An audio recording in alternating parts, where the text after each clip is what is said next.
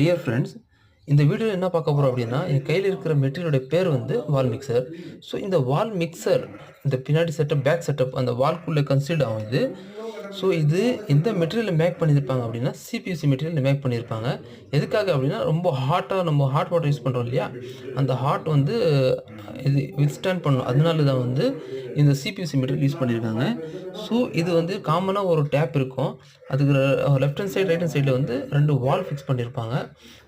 பால் மாரி ஆங்கிள் வால் சொல்லுவாங்க. So right hand சைடுல இருக்கிறது கோல்ட் வாட்டரும், லெஃப்ட் ஹேண்ட் சைடுல வந்து ஹாட் வாட்டர். மேபி ஆல்டர்னேட்டா சேஞ்ச் பண்ணியிருப்பாங்க. ஸோ இது எங்க ஏரியால இருக்கிற அந்த ரீட்டெயில் ரேட் என்னவா இருக்கும் அப்படின்னா, 450லேருந்து ஒரு ₹550 இருக்கும். ஸோ சப்போஸ் நீங்க உங்க ஏரியால, உங்க லொகேஷன்ல என்ன ரேட் இருக்கும் அப்படின்னு சொல்லி இத கமெண்ட்ல கண்டிப்பா சொல்லுங்க.